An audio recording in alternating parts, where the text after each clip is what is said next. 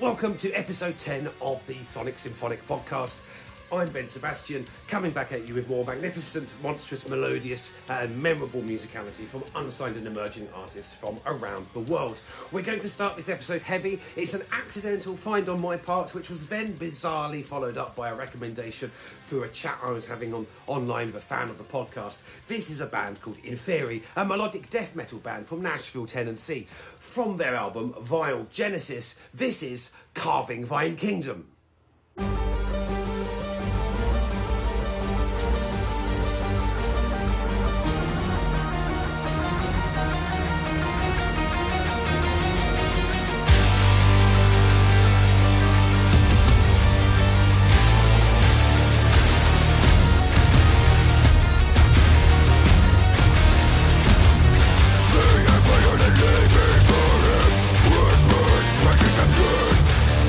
The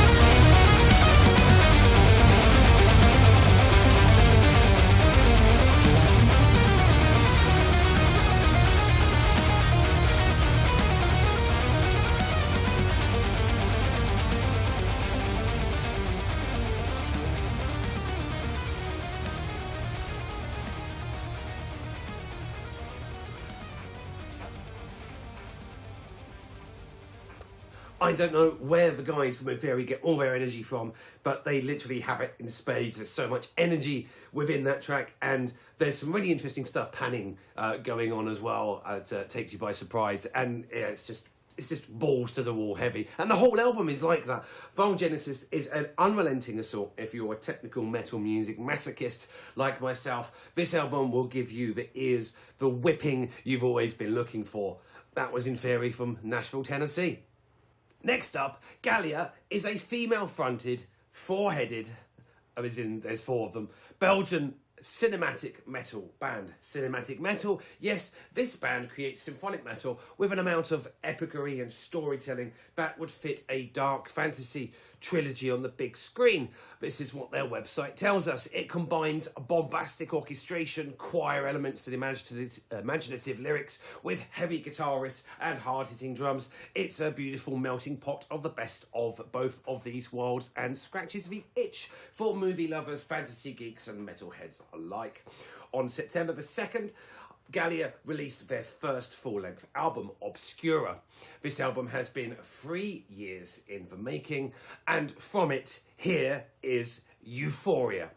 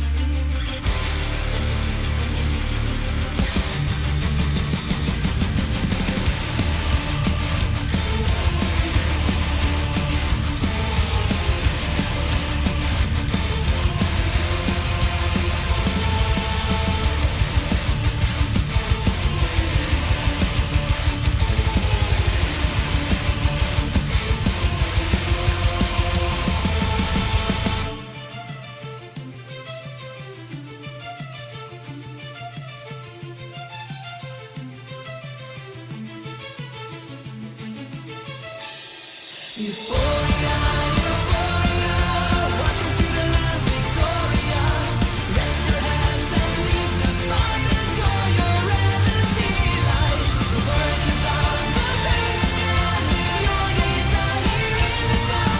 Join us in Victoria, sing along Euphoria. Gallia promised that their album has notable influences from symphonic metal bands such as Nightwish, Epica, Xandria, and also the theatricality, that's a word, of big composers such as Hans Zimmer, Danny Elfman, and so forth. This combination being a recipe for greatness and will take listeners on a quest through a newfound world. So get on board, give them a follow and a further listen. Euphoria, Euphoria, what a great sort of catch. I love that catchiness, but I don't know if you caught it. My ears pick up on tiny little weird things, and there's a slight use of a hand drum there before the big chorus, it's sort of down bit, and I really loved the nuances, so I'm really interested to hear more from this band, and I hope they've caught your attention too. Now, here's an album that shows some promise. It's called Tommy and the Angels by one ArchieCaine from my native United Kingdom.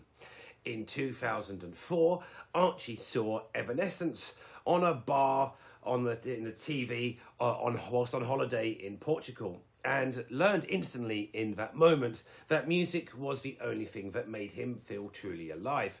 Having been having singing lessons since the age of about 6, he soon found his passion reborn in favour of more alternative music, especially symphonic metal.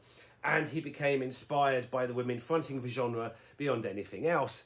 And this is his first offering, featuring symphonic metal soprano Diane van Giersbergen. This track is called Eden.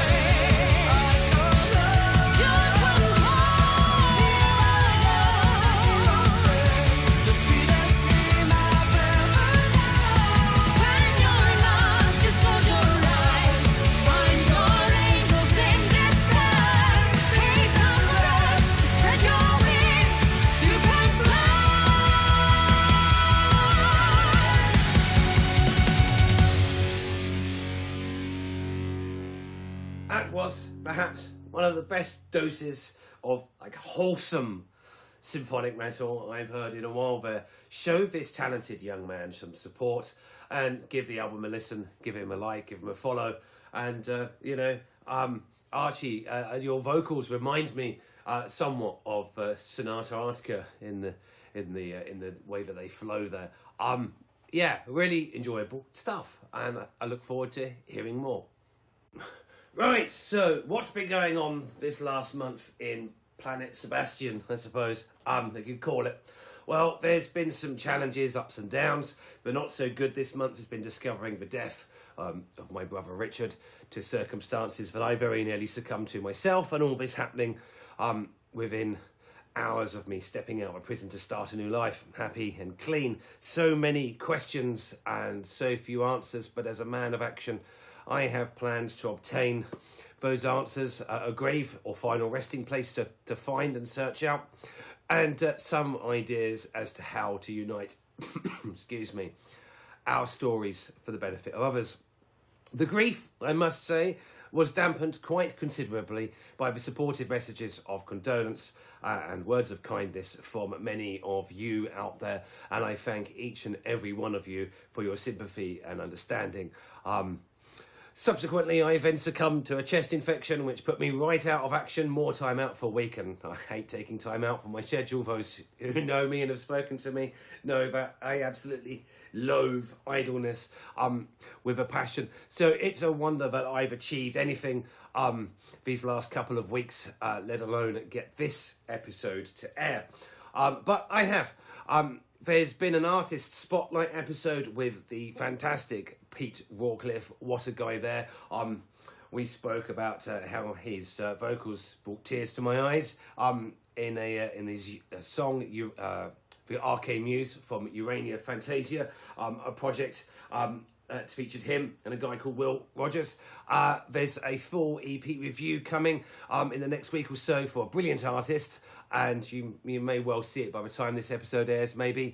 And there's there's more artist spotlight coming, and I really can't wait to reveal those to you. So lots going on. At the beginning of this month, I must say, I was interviewed myself by William Rogers on his Love Anarchy podcast, and I'll leave a link to that below.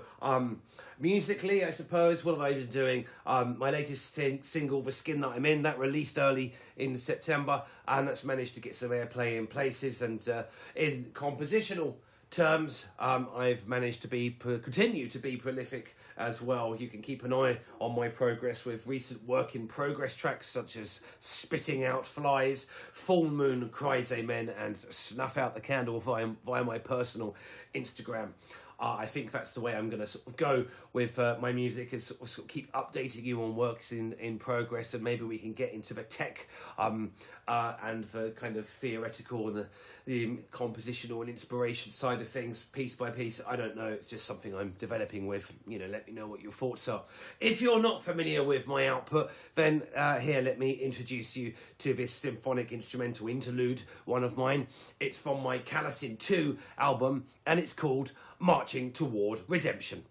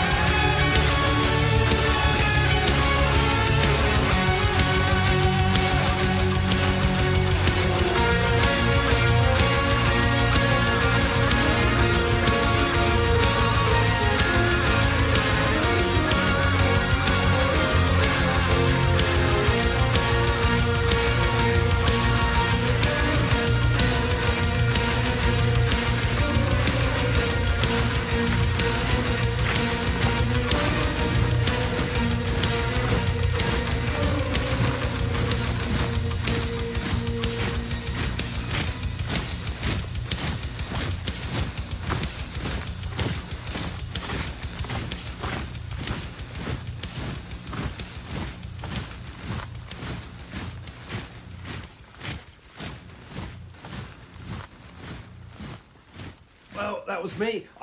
If you like what you hear, Ben Sebastian on Spotify and pretty much everywhere else. Instagram, Ben Sebastian Music. And then for this podcast, Sonic Symphonic Podcast on Instagram and pretty much everywhere else as well. Send me an email if you want to be on the podcast at sonicsymphonic@outlook.com. I'll repeat that at the end of this episode. Each month, I find something in the proverbial treasure chest that is a true keepsake. The Sonic Symphonic Gold Award this episode goes to Aquilus and a track from their album Bellum 1. Despite it being a 2021 release, and thanks maybe to a glitch in the system of my researching, this popped up in my usual stalking grounds for new releases, and thank the heavens that it did. Aquilus is an atmospheric metal offering that capitalises on folk and classical and serves it up in an undeniably beautiful shade of melodic darkness and is unbelievably the product of just one man, Horace Rosenquist from Australia. You're going to love this. This is The Silent Passing.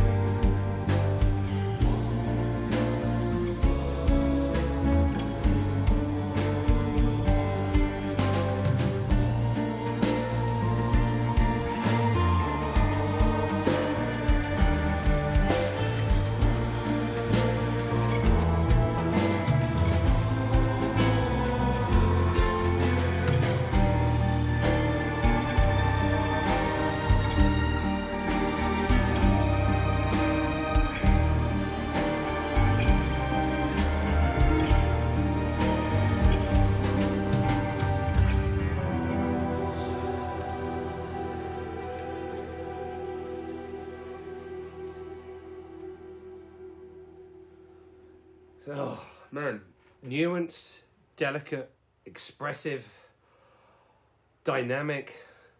I mean, none of these words put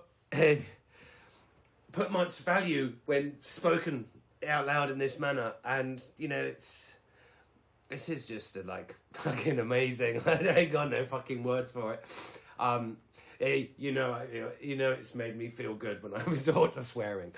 In addition to Bellum 1, Aquilus has 2 other albums under its name, Grecius and Arbor, and all 3 are a grand opus of such magnitude. It's just so unreal. Look, I'm always on a quest to find satisfying sounds, and in particular, I've always sort of been on a lookout for replacement OPEF, sort of all those types of vibes, and I am just so made up to have stumbled on Aquilus and this fantastic composer behind it. This guy is absolutely phenomenal, and I've been moved by the experience. And I feel that it's just going to be a regular play.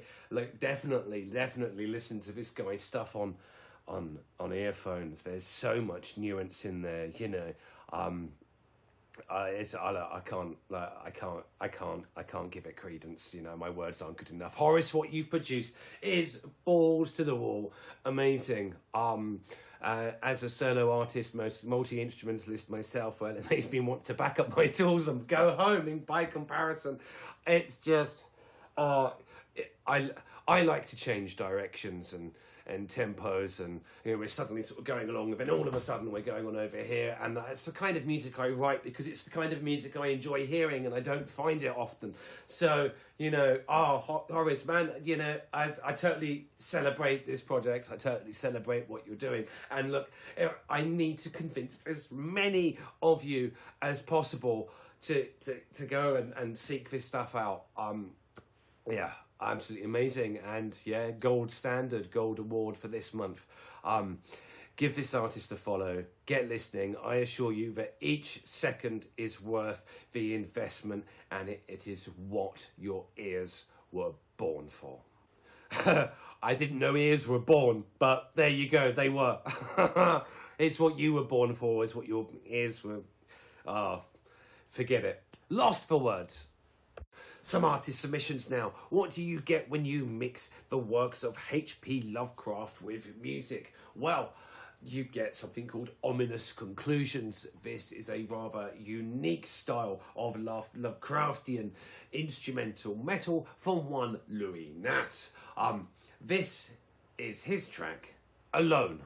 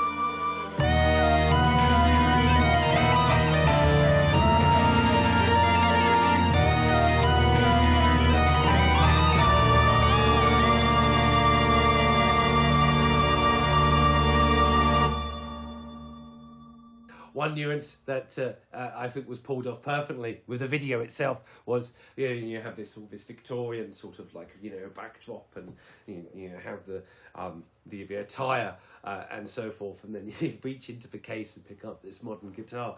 That could have gone filmically so wrong, but it was actually beautifully well done together, and I loved it. I want to see some more of this. This is very very compelling viewing. Ominous conclusions. Etwas are a French symphonic metal band that's been getting my attention as they keep appearing on my feed in relation to a new release called Enochian Keys Chapter 1.